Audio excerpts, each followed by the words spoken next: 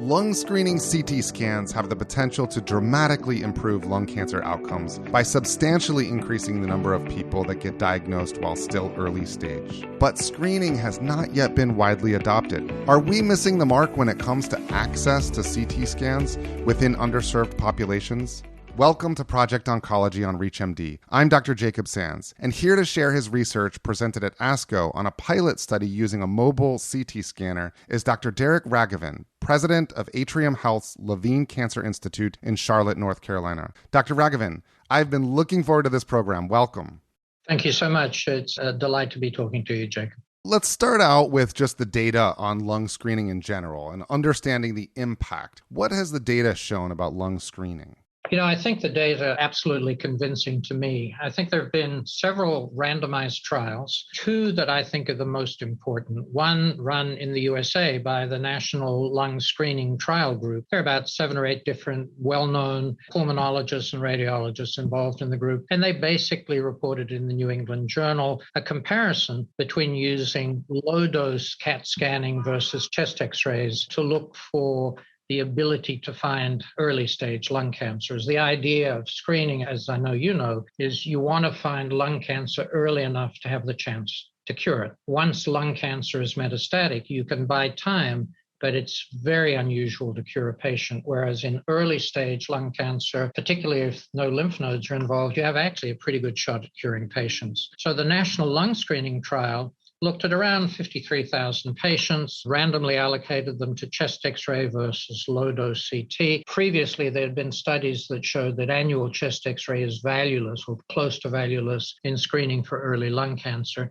And they looked both at the number of lung cancer deaths per 100,000 person years and the number of lung cancers that they found per 100,000. And they found a significant, both clinically significant and statistically significant difference in favor of low dose. There was a second big randomized trial run by the Dutch and the Belgians. It was called the Nelson trial.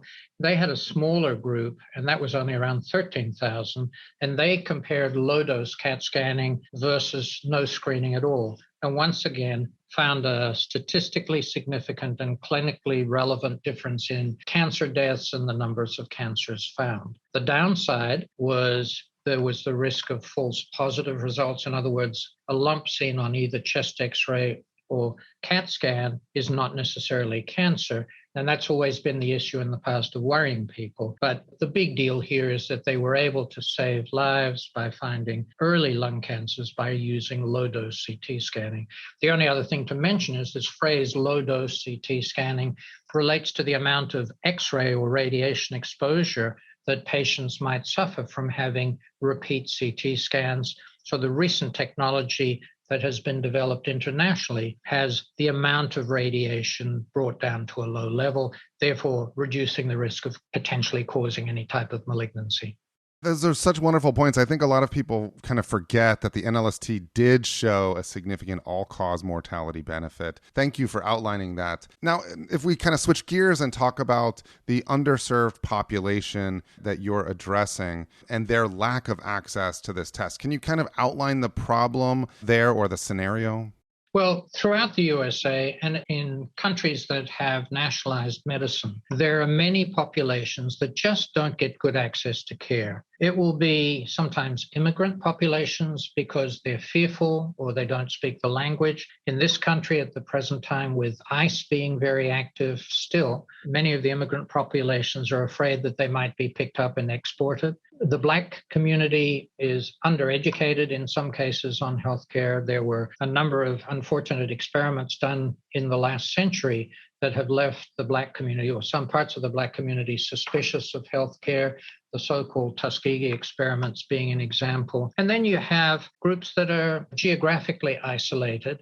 One of the biggest populations that has trouble is those that are financially challenged. In the state of North Carolina, until relatively recently, Medicaid, which is for people who are at the lowest end of the financial scale, Medicaid would not reimburse for lung cancer screening. Oddly enough, Medicare would do so. As it turns out, the elderly were essentially covered financially for getting lung screens done. Remember that the traditional model has CT scanners based in office environments or hospital environments. That can make it particularly difficult for rural populations, and it actually selects against the Black community and some of the immigrant communities where there simply isn't the density of office populations or hospital populations, and fear and suspicion of hospital-based medicine.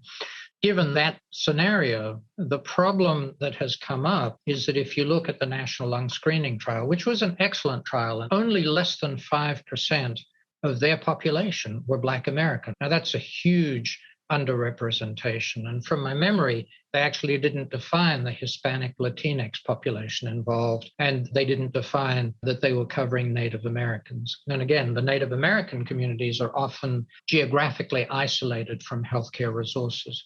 So basically, while this was a breakthrough in terms of finding early lung cancer, it was excluding some of the most high-risk people, particularly in the underserved communities that have such a tendency both to smoke a lot and still to be targeted by the cigarette companies, so that you've kind of got a perfect storm working against underserved communities. That's such an important point about the lack of inclusion of minority communities in many studies. And to that point, Dr. Lori Pierce, the president of ASCO, highlighted during a prior interview data showing that minority communities are interested in participating in trials, but often are less likely to be offered access. So let's dive into your research on mobile CT screening that you presented at ASCO. We'll just start with an overview of the study itself.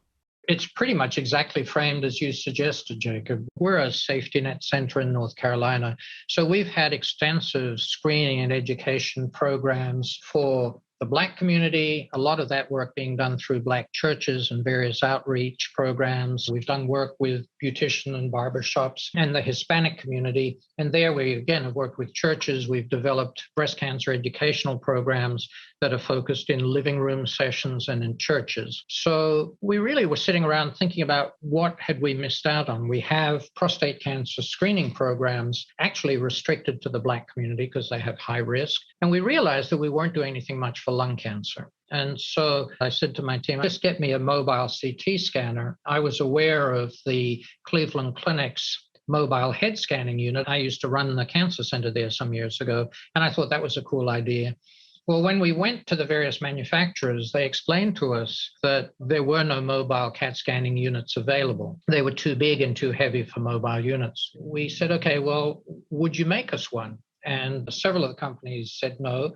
Samsung said, yeah, we'll do it if you pay for it. And so we got a grant from the Bristol Myers Squibb 501c3 Foundation, a supporting grant from the Levine Foundation, which is a local foundation in Charlotte.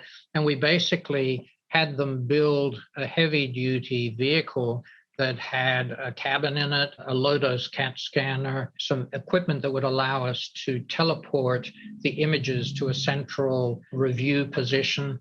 And then we created some other bits that allowed us to educate patients while we were there. And so we basically created a mobile unit that could go pretty much off-road. For those just tuning in, you're listening to Project Oncology on ReachMD. I'm Dr. Jacob Sands, and I'm speaking with Dr. Derek Raghavan about lung screening for high-risk patients within underserved communities. You've discussed the benefits of screening, access issue, and your project. Let's get into some of the study results that you presented at ASCO. What did you find, and was there anything that surprised you? There were a number of surprises. Just tell you what we did. We looked at 1,200 heavy smokers. Now, as I mentioned, we're in North Carolina, which is part of the smoking belt. So our mean pack year use was 47. The highest pack year history that we had was 189.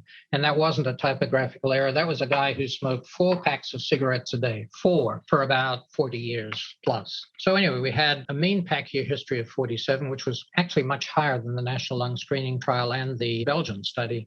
About 51% of our patients were men. The average age was 60, and the range was 55 to 66. I mentioned, as we were talking a few moments ago, that Medicare in this state covered screening, and we were actually looking for people who couldn't get access. And that's why the cutoff was at 66. As you know, Jacob, the cutoff for Medicare is 64. We found a small number of patients who, for one reason or another, were not eligible for Medicare, and so we screened them. They were in the 65, 66-year-old age group. But we basically selected against ourselves because the Medicare population have the highest incidence of lung cancer. All of our patients were either uninsured or had Medicaid, which didn't cover screening, or were underinsured and would not be able to afford the copays.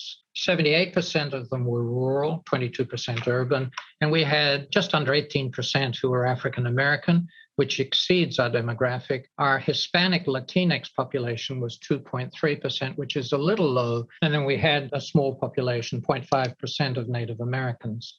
And so that basically took us to the point where we found actually 30 lung cancers among the 1,200 people that we screened. And what was surprising to me was two things. One is we found a bunch of patients who were treated with curative intent. There was not a difference in curative intent outcome for the African Americans versus the Caucasians that we saw. We actually had some patients with lymph node positive disease who remain clear of cancer beyond 3 years. Now, for an indigent and underserved population, it is extremely unusual to see them with early stage disease. They tend to seek medical care when they have symptoms, and those symptoms are generally associated with pretty advanced disease. So the first surprise to me was the fact that we actually found a bunch of patients that were treated with curative intent. I don't honestly believe that they will all be cured, but we're still doing a whole lot better than one might have expected